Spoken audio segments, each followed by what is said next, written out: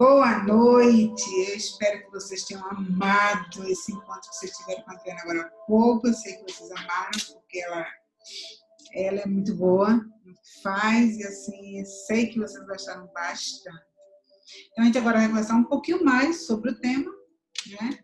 O tema ansiedade, né? No começo foi, a Adriana ela trabalhou no tema central, que é neurociência, e o controle da ansiedade no âmbito profissional, e eu vou trabalhar aqui com vocês um pouco mais sobre ansiedade de uma forma geral, tá?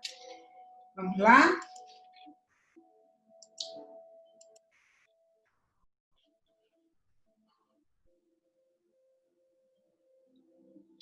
Deixa eu ver aqui.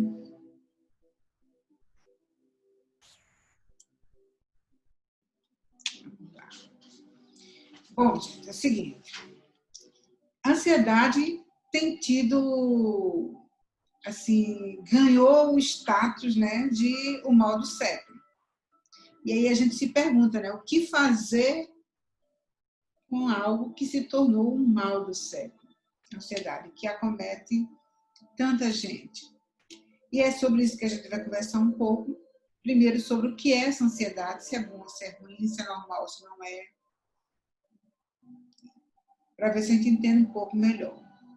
Como no tema anterior, foi trazido a questão da neurociência, eu aqui só vou mostrar um pouquinho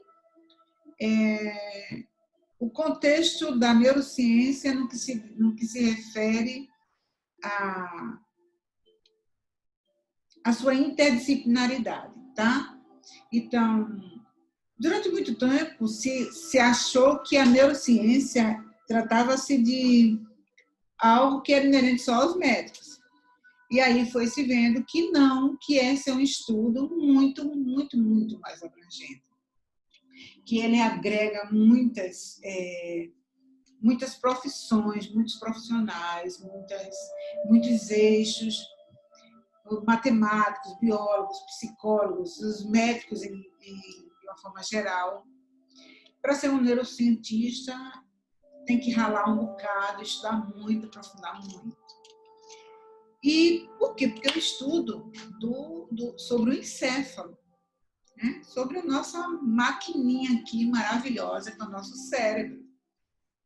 E assim, não só ele, mas ele no contexto geral, no sentido do sistema, o sistema que é o encéfalo, a medula espinhal e os nossos nervos, né, do corpo.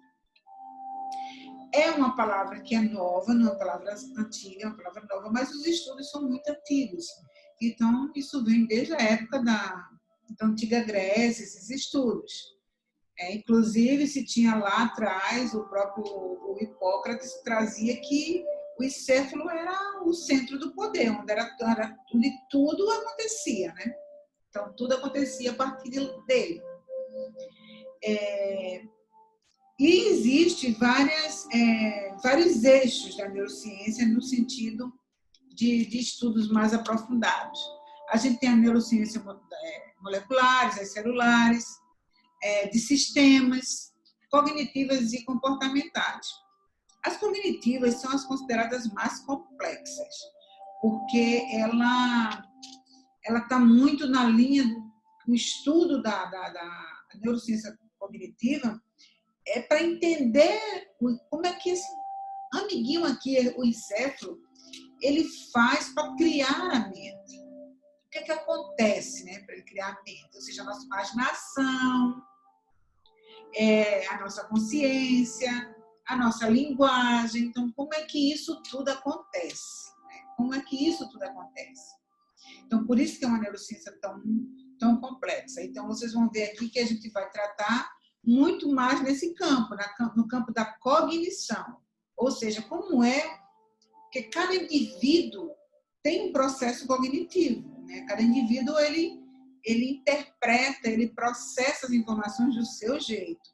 E é isso que faz toda a diferença entre um ser humano e outro. E que muitas vezes a gente quer que alguém seja igual a gente, mas nunca vai ser. Por quê? Porque nós somos diferentes.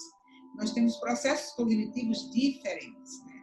Então, não temos o mesmo processo cognitivo. E aí a pergunta, né? A ansiedade é normal? E assim, muitas vezes a gente escuta as pessoas perguntando, mas será que é normal? Sim. Assim como o medo é uma emoção que é tudo. Por que é normal, gente? Porque é inerente ao ser humano. É inerente à psique, né? A nossa psique, a nossa psique, é o psique humano. Então, isso é uma coisa nossa. Então, por isso que é normal. E ela tem o seu lado positivo, o seu lado que nos favorece. Assim como o medo tem o seu lado que nos favorece. Ela deixa de ser normal? Deixa. Ou seja, quando é que ela é normal? Quando ela é funcional. Ou seja, quando ela é funcional, ela está ali para nos ajudar a prevenir determinados danos. Assim como o medo nos previne de alguns perigos, a mesma coisa a ansiedade, porque elas estão ali, ó, são correlatas, elas são amiguinhas. Medo e ansiedade são coisas amigas, né? Ali, uma interfere na outra, principalmente o medo interfere na ansiedade. Então, a ansiedade é mais uma consequência, porque você tem a percepção do perigo, isso te gera um medo, o medo vai gerando uma vontade de fugir, de escapar de algo, enfim. E aí você tem todas as reações emocionais, que a gente inclusive já conversou lá na palestra sobre inteligência emocional. Então, a funcional, a gente tem ela, se afronta com ela diariamente, e ela nos ajuda a diminuir as consequências e prevenir possíveis perdas. Quando ela sai do eixo, ela passa a ser disfuncional, ou seja, quando ela nos impede de agir de forma funcional, ela passa a ser algo disfuncional.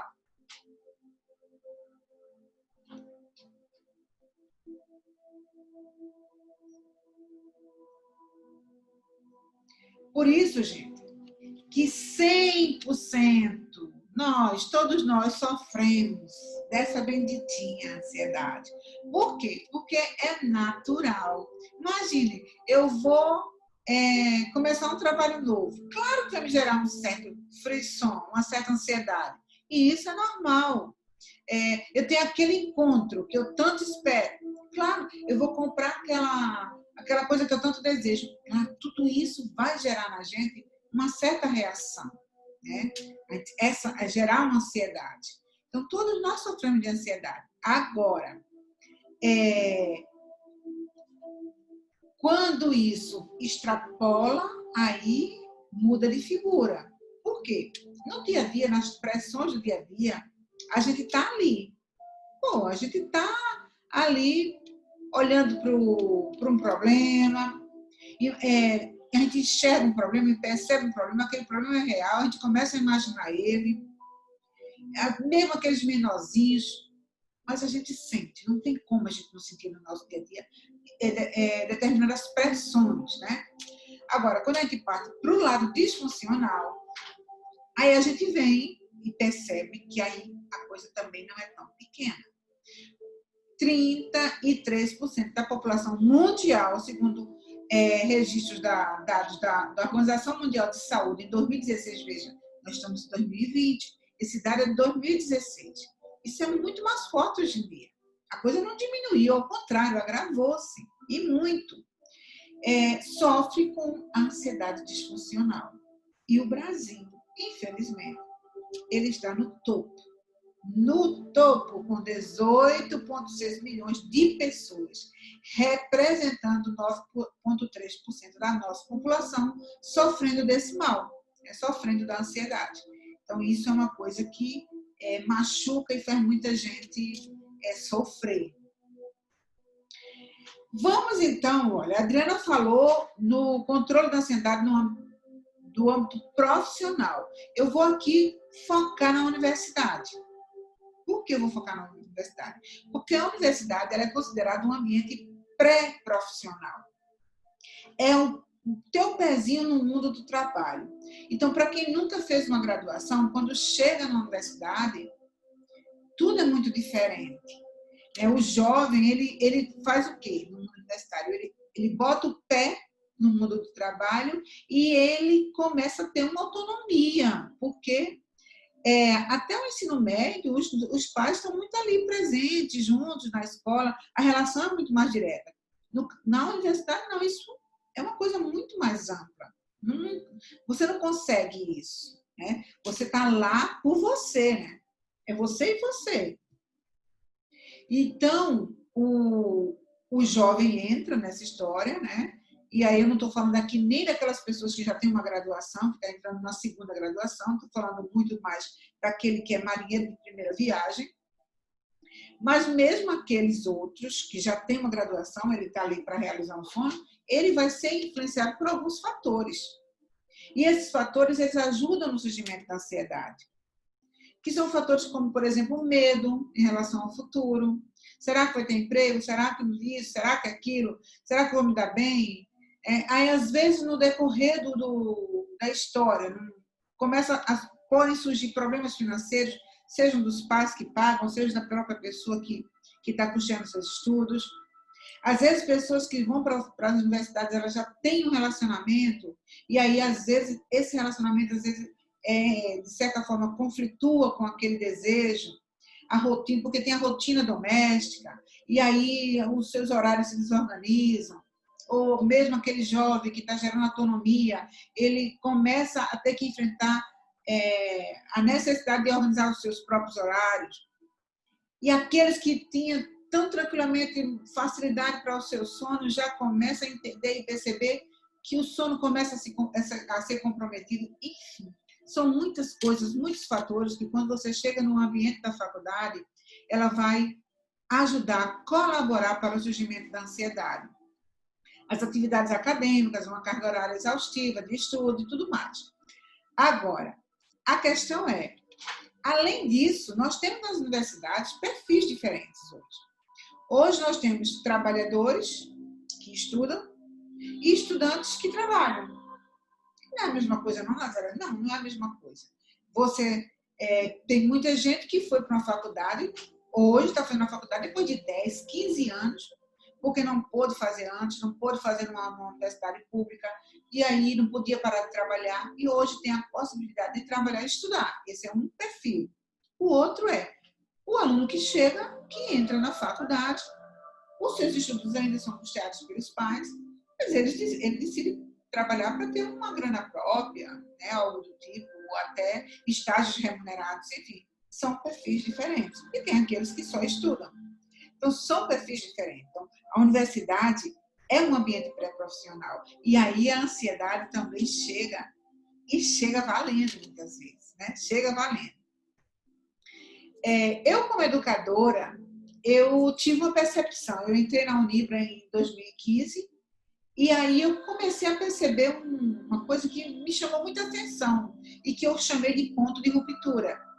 Eu percebia que as pessoas entravam na faculdade, entravam no curso de medicina veterinária, entravam porque estavam realizando o sonho.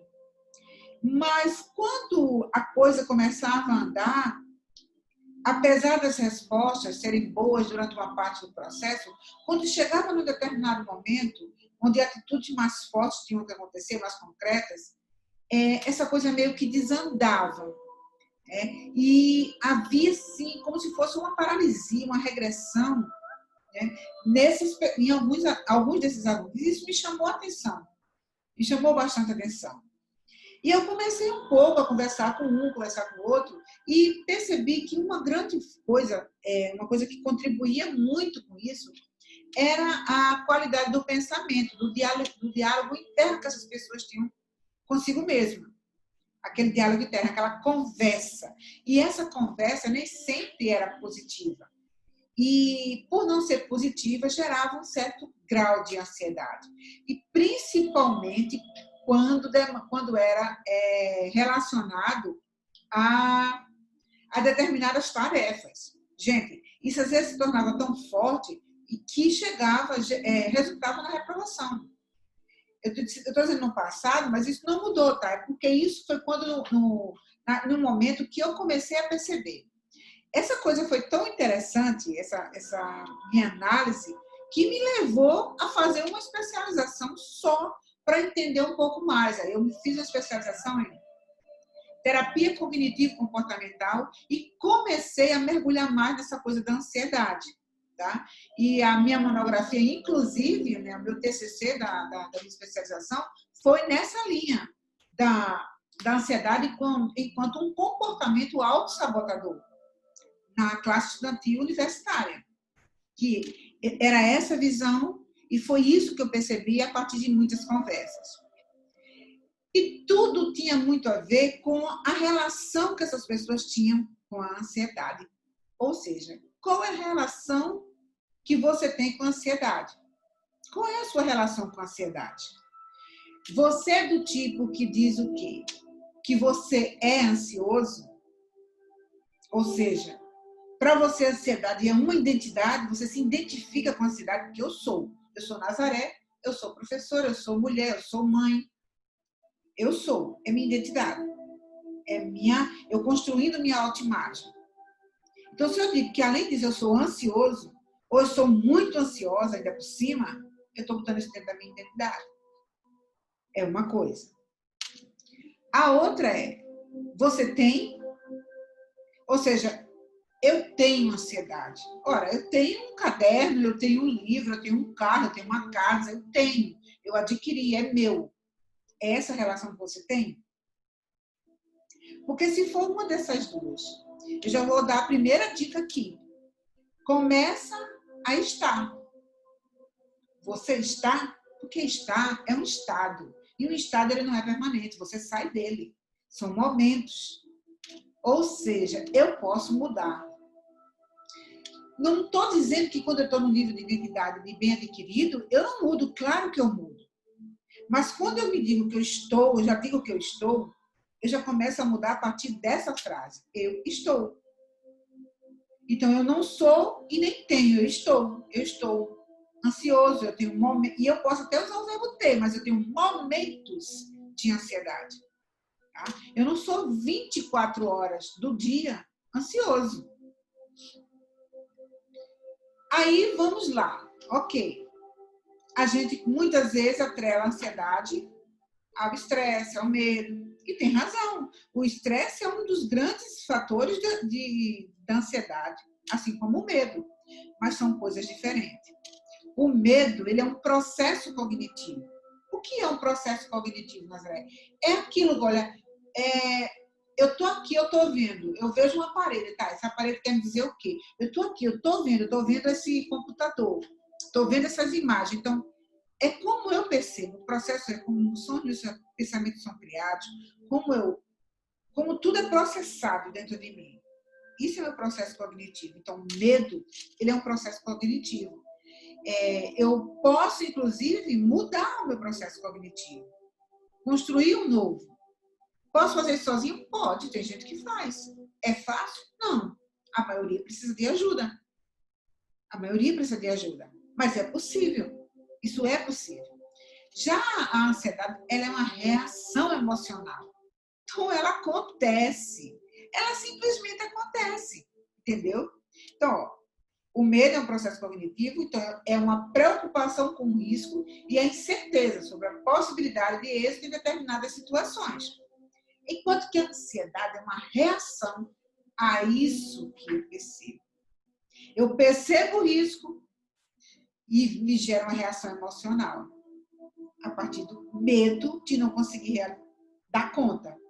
Então, é uma resposta natural e instantânea ao medo. Tá? Ela é uma resposta natural e instantânea ao medo. Medo e ansiedade, portanto, é a forma mais substancial, intensa de se demonstrar uma preocupação. Tá? Então, eu estou preocupado, então o meu medo, o medo que eu estou sentindo, a ansiedade que está me provocando ali naquele momento, é a forma mais intensa que eu tenho de demonstrar essa minha preocupação. Então, elas são acompanhadas de quê? De um desejo enorme, ou de evitar aquela situação, ou de fugir, de correr. E uma coisa interessante é que quando a tendência é para fugir, eu aumento o meu sentimento de ansiedade. Mas nem sempre altera a situação que promoveu o medo. Às vezes, o que está promovendo o medo, ele vai continuar daquele mesmo jeito, na mesma intensidade. Mas a minha tendência a fugir vai gerar ainda mais ansiedade. Eu vou me sentir cada vez mais incapaz, entendeu, gente? Vocês vão entender aqui quando eu falar em vulnerabilidade. Tá, então, o que é exatamente? Tudo bem, eu já disse que a ansiedade é uma reação emocional, né? É uma resposta natural e instantânea ao medo. Mas o que é, então, a ansiedade? É um estado. Por isso que não dá para dizer eu sou, eu tenho. Porque eu não tenho um estado. Eu estou num estado. Eu não sou um estado, eu estou num estado. Então, é um estado de humor orientado para o futuro. Só que, às vezes, a gente pensa assim, é só pensar no futuro, está só pensando. Não. Se só pensasse no futuro e vivesse lá, ia viver meio doidão, né? Meio no mundo de Bob, meio alienado, meio... Não, é porque você vai lá para o futuro e carrega todo o medo do passado. Então, você traz o medo do passado, do presente e leva para o futuro. Então, você não pensa no futuro, você não pensa no sonho. Você, quando leva o sonho, você leva o medo junto. É isso que é ansiedade. Então, é um estado do organismo relacionado ao instinto, então é fundamental para a nossa autopreservação. É como o medo. Eu tenho que ter medo de algumas coisas para eu não cometer besteira, não cometer bobagens. Então, a ansiedade, ela me previne, ela me preserva de algumas coisas. Por isso que tem um estado funcional, tá? Então, é um estado emocional inerente à psique. A psique ou a psique humana. Por isso que é nossa. Nossa, no sentido, é algo que é inerente, é do ser humano. Só que eu não sou ansiosa. Eu estou e eu posso controlar. Entendeu? Eu posso ter um autocontrole, um autodomínio. Então, é a reação emocional à situação de risco. Eu vou impedir que meu coração bata aceleradamente? Não, ele vai bater mesmo que eu não queira. Agora, na hora que ele bater, eu posso fazer todo um trabalho cognitivo, consciente, para que aquilo não se transforme em algo disfuncional. Quais são as reações incômodas da ansiedade? Aquilo que nos incomoda, né? A nossa mão começa a suar, o coração parece que quer saltar pela boca, né? A gente fica nervoso, a gente fica com aspecto cansado, ou seja, a gente fica meio que sem direção, tenso. Às vezes a gente tem problemas estomacais, dores de cabeça. Tudo isso são reações muito incômodas provocadas pela ansiedade. Pela ansiedade, principalmente no estado, quando ela vai caminhando para o disfuncional. Porque quando ela está funcional, o coração acelera, a mão até soa um pouquinho, a gente fica meio tenso, mas aí a gente vai relaxando, relaxando e resolve a situação. Quando é que ela acontece assim? Como é que ela se desenvolve? De onde ela deriva? Gente, ela deriva, por exemplo, ela reativa uma situação passada. Então, eu vejo algo, a minha memória é reativada e me provoca algo, uma sensação de ansiedade. Então, por quê? Porque depende de como é que eu percebo. Então, aí, se é reativa, eu reativo a minha memória passada e na minha memória passada eu tive um determinado comportamento, eu já começo a perceber o quanto de risco tem aquele meu comportamento. E isso vai me deixando mais ansioso, porque eu começo aí a desencadear uma imaginação mais profunda sobre um problema que pode ser real, o problema, mas também pode ser imaginário, né? E aí junta com as pressões cotidianas e ou seja, com os fatores de risco que estão aí e como eu percebo esses fatores de risco, pronto. Então tem tudo a ver com o quê? Com o que os meus sentidos captam de informação e como é que eu processo, como é que eu priorizo, como é que eu distorço ou não distorço aquela informação. Então, por isso que a ansiedade tem solução, sim. A ansiedade disfuncional tem solução e a funcional a gente pode aproveitar para o melhor. Por quê? Porque depende tudo de como a gente interpreta do nosso processo cognitivo. Ora, a gente está num mundo de muitas informações, então se a gente vive cheia de informações, a gente pode olhar, muitas vezes, essa quantidade enorme de informação aumenta a nossa consciência de risco, daqueles fatores de risco, e a gente vai se sentindo meio que incapaz, meio que impotente diante disso. Ou seja, sem conseguir controlar essa realidade que está à minha frente. E aí eu passo também a importar riscos de insegurança. Ora, quando eu escuto que lá fora tem isso, é avançado nisso, é avançado naquilo, e a gente está ficando assim, então parece que eu estou num mundo, numa bolha, e essa bolha vai estourar a qualquer momento e pronto, perdi a proteção. E a proteção é, por exemplo, não tem nada que me resguarde, nada que me proteja. O trabalhador pode estar o tempo todo com a cabeça que acha que vai perder o emprego, o estudante acha que vai se formar e não vai ter emprego para ele, e aí por aí vai. Eu importo, quando eu importo esse risco de insegurança a partir dessas mais informações externas, isso aumenta a minha consciência dos fatores de risco. Tá? Eu percebo também nessas informações que a mudança acontece muito rápido. Ultimamente tudo é muito rápido, tudo muda muito rápido. Né? E essas mudanças rápidas vão afetar minha segurança, minha referência de segurança. Eu gosto que as coisas sejam mais arrumadinhas, metódicas. Imagine uma pessoa metódica, aquela pessoa que tudo tem que ser tudo sempre do mesmo jeitinho. O quanto não sofre nesse processo. Porque as transformações são rápidas, nós estamos na era da rapidez, na era da tecnologia, tudo é muito rápido. Eu aprendo uma coisa hoje, amanhã surge outra. E se eu for olhar para isso como uma coisa ruim, isso só vai me gerar dor, ansiedade. Porque a ansiedade é dor. A ansiedade disfuncional, então, é dor para ferrar com o ser humano. Né? E aí, desencadeia o quê? Nossa, eu escuto muito falar que não vai ter mais emprego. Eu não sei para que tanta gente estuda. E aí ainda escuta pessoas dizendo, esse povo estuda tanto, mas já sabe que não tem emprego para ninguém. Não tem emprego para esse povo todo e tudo mais. Então, gente, tudo isso contribui para aumentar essa nossa consciência dos riscos. E essa consciência dos riscos, quando a gente cai num sentimento de vulnerabilidade, de incapacidade de resposta e numa percepção negativa, pronto, ferrou. Aí a ansiedade está lá. Então, os fatores de risco que eu percebo, ou seja, eu percebo o risco e aí a minha consciência é que algo negativo vai acontecer, danoso está para acontecer, e eu mergulho só no negativo, eu não vou em busca de soluções para me defender.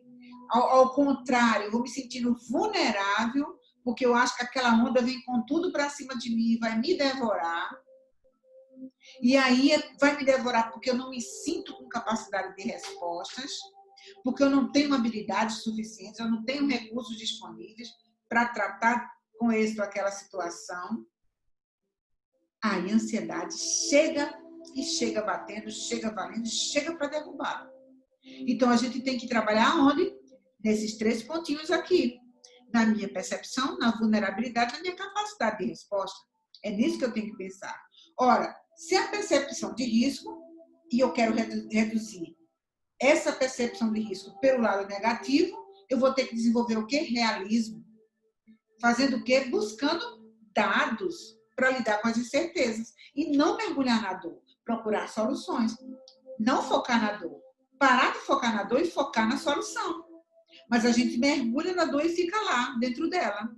Igual aquele sapinho que caiu dentro do leite e mergulha. E ao invés de ficar tentando bater para poder pular, não. Ele resolveu morrer, deixar, desistir. Isso é uma metáfora muito legal. Quem sabe um dia eu conto ela para vocês. Então, gente, reaprenda com a realidade. Reaprenda a realidade através do modelo de decisão. Atualize a qualidade e quantidade dos dados que você tem. Para poder você, a partir de uma percepção de que algo negativo vai acontecer, você já olhar e começar a traçar seus planos para a tomada de decisão. Para quê? Para que você se sinta menos vulnerável. E a vulnerabilidade se desenvolve com o quê, gente? Com autoconfiança. E o realismo na eliminação do fantasma da mente. A nossa mente é cheia de fantasmas. Pense numa coisinha para gostar de criar fantasmas, é a nossa mente. Por isso que ela tem esse nome, mente. Ela mente demais para a gente. Muito. Ela nos engana demais. E a gente embarca. E a gente se sente vulnerável. Então, a autoconfiança, ela vai chegar como? Do nada cair do céu? De jeito nenhum. Ela vai, gente. A autoconfiança, ela é o resultado do teu autoconhecimento. É um processo de autoconhecimento. É exercício, é prática. Isso é fácil? Mais uma vez, não. Mas é impossível? De jeito nenhum. De jeito nenhum. Se um não consegue, todos conseguem. Alguns conseguem, só conseguem. A maioria precisam de ajuda. A maioria precisa de um terapeuta, precisa de um coach, precisa de um mentor. O mentor pode ser teu pai, tua mãe, teu amigo. Ah, eu não tenho ninguém ao meu redor. Então procura um profissional. Mas vai ganhar, vai te conhecer para ganhar autoconfiança.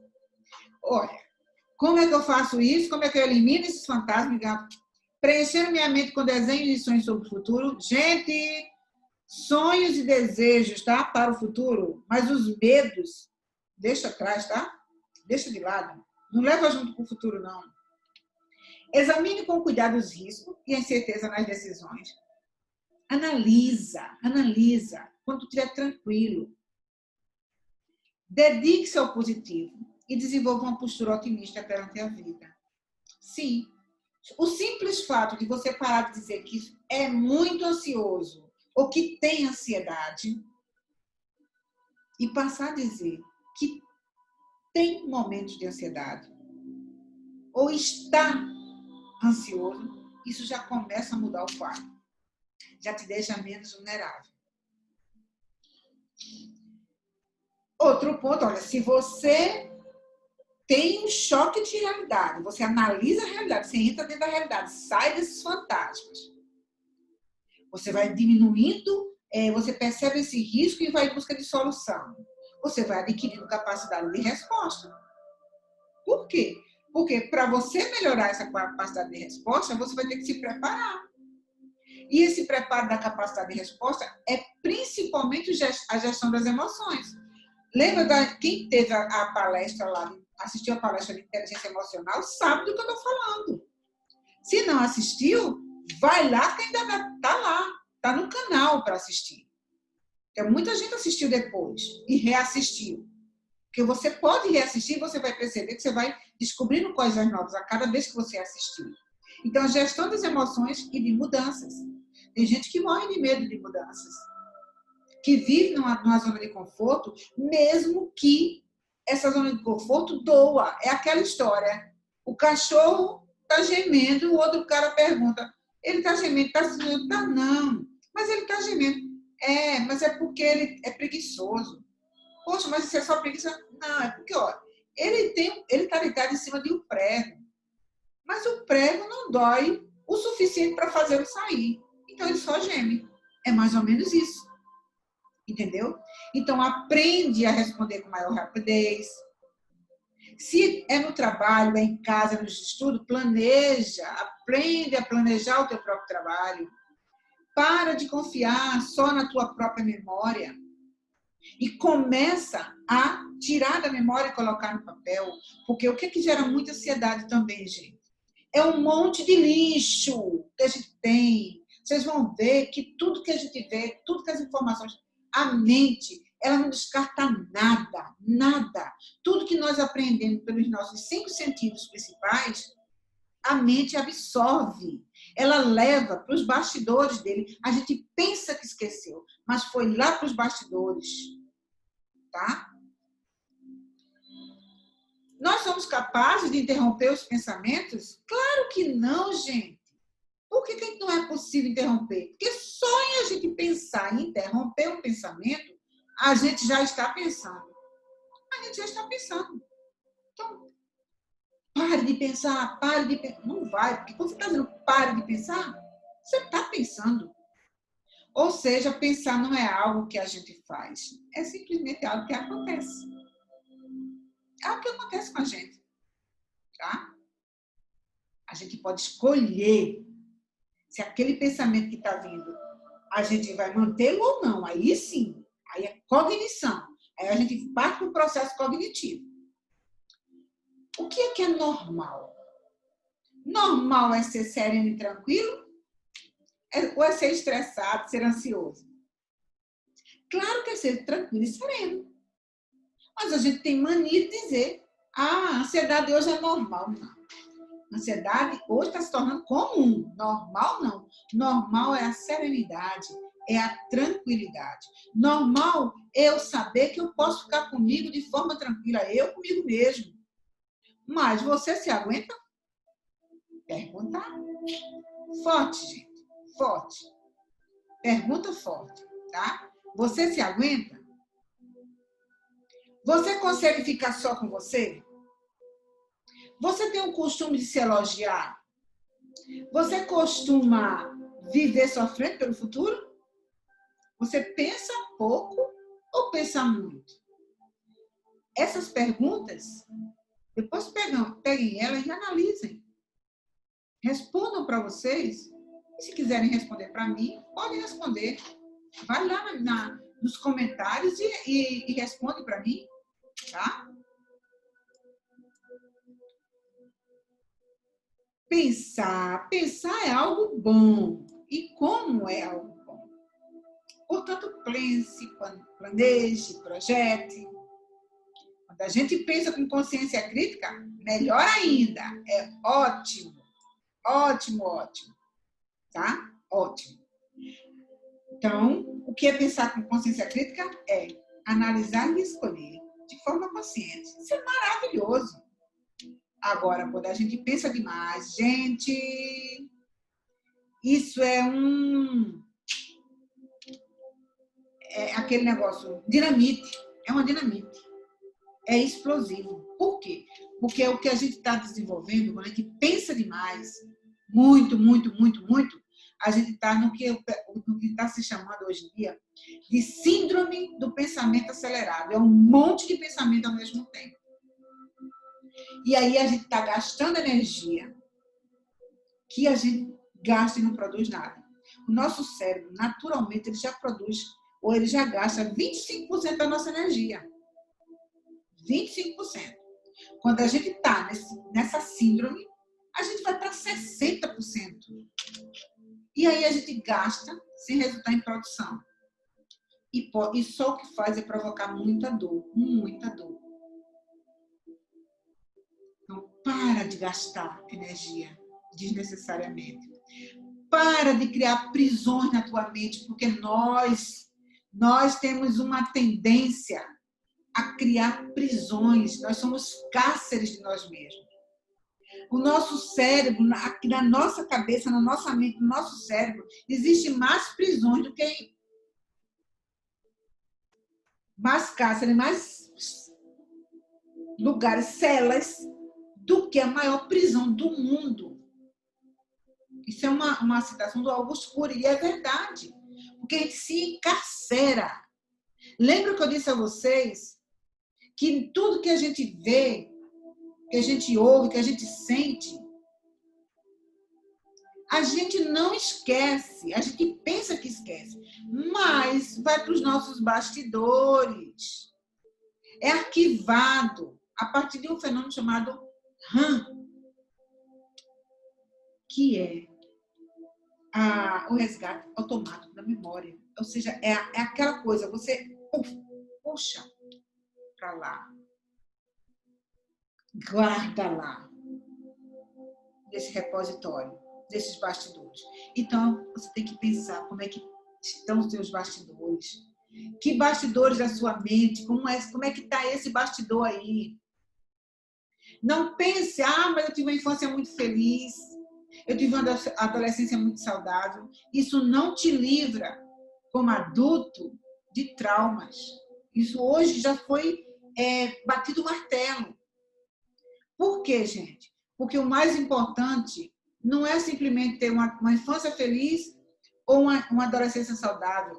É nessa infância e nessa adolescência os nossos pais, os nossos educadores, terem nos ensinado a gerirmos nossas emoções, a termos capacidade de gerir os processos de mudança.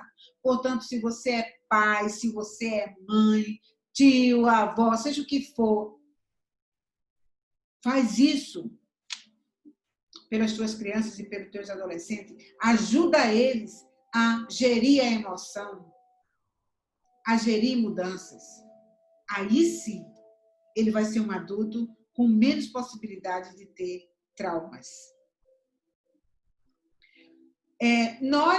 Se nós vemos tudo que a gente capta, vai lá nos nossos bastidores, não, imagina o tanto de lixo que vai, né? A gente tem o costume, a rotina de tomar banho, fazer higiene corporal. Mas a gente faz higiene mental? A maioria de nós não. Então, o que a gente faz com esse lixo mental? Nada, deixa ele lá. E olha, deixa eu te dizer uma coisa, por isso que muitas vezes a gente quer tanto algo, a gente sabe que tem que fazer e não faz. Por quê? Porque o nosso consciente, ele não... a vontade dele muitas vezes não prevalece. De tanto lixo que tem na nossa mente. De tanto lixo. Então, vamos aprender a limpar essa nossa mente todos os dias. Todos os dias. Do mesmo jeito que a gente toma banho. Fazer higiene mental. O eu consciente, ele tem 5 segundos para abrir mão de algo. Então, tu tem que ser rápido. Lembra daquela capacidade de resposta? Tu tens que ser rápido. Sabe como tu pode ser rápido? Estando consciente, estando no estado de presença. Se tu estiver lá no futuro ou lá no passado, passou, bebê. Passou, morreu. Os 5 segundos, ó, foi embora. E aí, aquilo, o teu inconsciente, a tua mente tem o poder de encarcerar, o poder de fixar e o poder de retroalimentar. Por quê? Porque ele encarcera teu eu, ele fixa a âncora, algo aconteceu, não foi legal, ancorou, e aí ele fica dando loop, ó. Lendo e relendo a memória. Sem tua autorização. Porque não precisa da nossa autorização para esse danadinho ler a nossa mente. Então, desertifica áreas nobres do nosso cérebro. A nossa cognição, do nosso consciente. Essas nossas emoções e sensações sadias. A nossa mente lê nossa memória sem autorização. E é por isso que lá atrás, naquela palestra de inteligência emocional, eu falei do rapto da amígdala. Porque é isso que acontece. O gatilho, você vê uma coisa, sente o cheiro, ouve uma música, aciona o gatilho da memória vai lá, e aí na hora que ele aciona, ele vai lá e abre a janela. Aquela janela que ele está abrindo pode ser uma das 3. Tem uma janela que é neutra, nem fede nem cheira. Uma janela que é light, beleza, é positivo. Tem uma janela que se chama janela killer. Serial killer mesmo, tá? Assassina, janela assassina. É aquela que bota para detonar na gente. E aí ela aciona. E quando ela aciona, quando esse gatilho aciona essa janela, quando ele dispara, e tudo isso acontece muito rápido, quando ele dispara essa janela killer, que é num determinado momento da vida da gente, que não foi legal, aí, meu amigo, e você não está no estado presente para quebrar isso e mudar o pensamento e para uma janela light, que é a janela que te leva para cima, ela vai estartar a tua âncora, vai disparar a âncora da memória. E aí tudo que tu sentiu lá naquele dia, naquele momento, tu vai sentir de novo. E aí um monte de pensamentos vai vir na tua memória, que é o que chama do alto fluxo. Quando você dispara a âncora, essa âncora aciona, porque aí ela se fecha e ela aciona o alto fluxo. Esses 2 aqui últimos. Então, tu tem que parar na janela. Percebeu que a janela que abriu não é legal? Fecha imediatamente. Fecha ela para que ela não dispare a âncora e para que essa âncora não dispare, não acione o alto fluxo. Porque aí tu vai começar a ter pensamentos perturbadores e muito perturbadores. Ora, esse gatilho, quando ele é acionado abre essa janela muitas vezes é aberta, na maioria das vezes, para não dizer todas as vezes, porque tem uma crençazinha que engendra ela. Se a janela for light, quem engendrou ela foi uma crença possibilitadora, fortalecedora, maravilha. Mas se for a killer, A que te detona foi uma crença limitante. Então, a crença engendra tudo, é aquela que maquina, está lá na mente engendrando tudo. Aí você tem autorização da mente para agir. Então, você vai agir, as suas ações é a partir daquilo que você acredita. E aquilo que você acredita nem sempre foi você que realmente decidiu acreditar. Por isso, que quando algo te limitar, questiona, analisa. Tá? Então, é mais ou menos isso aqui, ó. É esse desenho aqui que acontece com as nossas... eu tenho uma crença, a crença gera um pensamento, o pensamento gera uma sensação, a sensação gera um estado fisiológico, o estado fisiológico gera um comportamento, e o comportamento gera um resultado que reforça a crença. Se ela é possibilitadora, maravilha, porque o pensamento vai ser funcional, a sensação vai ser agradável, o estado fisiológico vai ser tranquilo, o comportamento vai ser desejado, o resultado vai ser positivo. Mas se for o contrário, for limitante, o pensamento vai ser disfuncional, a sensação vai ser desagradável, o estado vai ser tenso, o comportamento vai ser indesejado e o teu resultado vai ser negativo. Só que tudo é congruente. O resultado é congruente com a tua crença. Se tua crença é possibilitadora, o teu resultado é possibilitador. Se ela é limitante, o teu resultado vai ser limitante, ou seja, vai ser negativo. Então, esse desenho aqui, tá? É a mesma coisa... Vou acertar ele aqui 2 vezes. É a mesma coisa que esse aqui.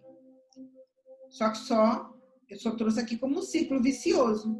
Então, muitas vezes você está nesse ciclo vicioso. Um ciclo que você tem uma crença que te limita, um pensamento que te tira do eixo, te gera uma sensação, um estado fisiológico, um comportamento, um resultado que gera essa crença. Tem que quebrar isso aqui. É só quebrando esse circuito vicioso e indo para um circuito virtuoso. E isso é possível. Ora, se eu penso que eu sou um fracasso, se eu acredito que eu sou um fracasso, eu penso que vai dar tudo errado. Se eu penso que vai dar tudo errado, meu coração acelera, eu tenho vontade de fugir, ou seja, me gera um comportamento autossabotador, a ansiedade, e eu fracasso na ação. É um resultado congruente com aquilo que eu acreditei. Ok? E o que pode ser feito, gente, para sair desse ciclo vicioso para o ciclo virtuoso? O que pode ser feito? Ora, mexer na tua atividade cognitiva, no teu processo cognitivo, em como tu pensa, em como tu analisa, em como tu trabalha as informações. Porque uma atividade cognitiva, ela influencia o comportamento. Ou seja, se ela influencia o comportamento, ela vai influenciar o teu resultado. A atividade cognitiva, ela pode ser monitorada e alterada. Você tem que estar atento. E logo, o comportamento pode ser mudado. Por quê? Porque tu monitora, tu alteras, tu tem uma nova influência, tu muda o teu comportamento, tu vai mudar o teu resultado. Tá? Mais uma vez, como sair desse circuito? Identifique, avalie e responda. Identificou o pensamento disfuncional? Ótimo, avalia ele. Avaliar como, Nazaré? Fazendo perguntas para ele. Quebrando a lógica dele. Tá? Dizendo, ó, isso não. E começando a mostrar para ele coisas diferentes. Analisa teus pensamentos disfuncionais. E tuas crenças disfuncionais. Observa no que tu acreditas. E vê se isso que tu acredita te leva para frente ou te paralisa. O que eu posso fazer mais? Duvidar, criticar e determinar. É aquilo que eu disse lá atrás. Se você tomar banho todos os dias, pelo menos uma vez por dia, faz tua higiene mental todos os dias. Todos os dias faz tua higiene mental. Todos os dias. Duvida, critica e determina. Não deixa que a coisa se transforme numa janela killer. A situação aconteceu, ok. Foi ruim, escreve. Duvida daquilo ali, modifica, critica, determina. Determina como, tirando aprendizado, mudando, dando outro significado. Começa a criar janelas, mais janelas light na tua mente. Porque o nosso inconsciente, gente, ele é muito lindo. Ele é muito lindo. Ele quer o melhor para a gente. O problema é que a gente, quando está no estado consciente, a gente joga lixo. E deixa que o lixo fique lá. A gente não tem o costume de fazer higiene mental. Como é que eu posso fazer higiene mental também? Além disso, eu posso meditar. Pô, tira 5 minutos do dia para isso. Nem que seja para respirar conscientemente. Começa a exercitar te manter no presente. Quando tu tiver no passado ou no futuro, te puxa para cá. Começa a monitorar o teu humor. Se tu tá percebendo que o teu humor não está muito agradável e não sabe o que fazer, ó, pega uma caneta e faz isso, ó.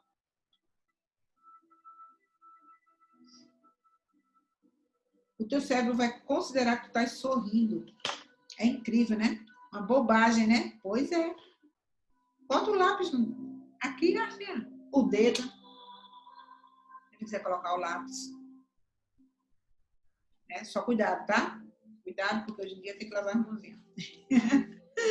Ou seja, mas tirando brincadeira de lado, é isso, porque o teu cérebro não sabe.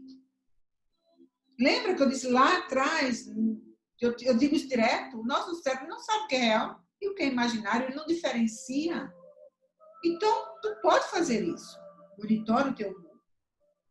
E aí você vai saindo desse ciclo vicioso que você mesmo se coloca. E culpa muitas vezes os outros, tá? O que mais pode ser feito? Além de meditar, além de viver no presente, além de monitorar o seu humor, além de avaliar, de criticar, de responder, além de identificar tuas crenças, de identificar teus pensamentos disfuncionais, avaliar eles, responder para eles. Além de tudo isso, você ainda pode incorporar na sua vida gratidão. Se todos os dias, você quando acordar, a primeira coisa que você fizer for agradecer por tudo que você tem, pelo banho que você está tomando, pelo garfo que você tem para comer, pela comida que você tem na mesa, pela roupa que você vai vestir, você não vai ter tempo. A sua mente não vai ter espaço para estar pensando em bobagens. Porque a gratidão não vai abrir espaço para isso. Aumenta a tua consciência. Se você incorpora a gratidão, você começa a ampliar, porque você está abrindo, ó, amplia a tua consciência. Atrai para os bastidores da tua mente apenas o que vale a pena. As janelas light. Para de deixar que se crie cada vez mais cárceres na tua mente. Para de te encarcerar. Gente, reescreve a sua história. A tua história não pode ser mudada, mas ela pode ter significado diferente. Aquilo que tu olha para trás e que te gera medo, transforma o medo em aprendizado. Fica do medo apenas aquilo que vai te colocar limites no sentido de preservação. Mas preservação real, não imaginária. Para de querer, de achar que tu és raio-x, que tu lê a mente do outro. E acha que o outro está pensando isso, está te julgando, está te criticando. Ou que o outro vai pensar isso ou aquilo. Reescreve a tua história.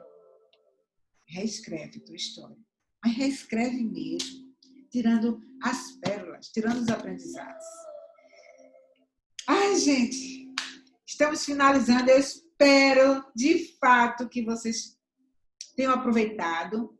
Eu sei que eu poderia passar, mas eu tinha um tempo aqui, era 40 minutos, eu estou completando aqui 1 hora, né, de conversa. Aqui eu deixo os meus contatos, tá? No Instagram, no Face, meu WhatsApp e o meu canal lá no YouTube. Quem não foi lá visitar ainda o canal, vai, porque tem conteúdos que vai poder ajudar muito vocês. Vocês vão perceber, tem conteúdo lá. Eu fiz uma série que tem uma playlist que é de apego. O apego é uma prisão, que tem muito, muito a ver com a coisa. Muitas vezes, tua ansiedade hoje pode estar muito associada a um apego que você possa ter. E aí você vai entender o que é apego. E eu estou aqui, eu estou aberta para conversar com vocês, tá? Conversar, para vocês fazerem perguntas. Eu sei que a gente não está podendo fazer essa pergunta aqui agora, ao vivo, mas eu vou ficar muito feliz em responder a vocês. Esse vídeo vai estar lá no canal também, aí no canal do YouTube, vou colocar ele lá, e aí vocês podem fazer as perguntas nos comentários, e eu vou ter o maior prazer em responder para vocês. Beijo grande no coração de todos vocês e até o próximo encontro. E eu espero que vocês tenham curtido essa conversa nossa. Eu, vocês, Adriana e vocês. Tchau.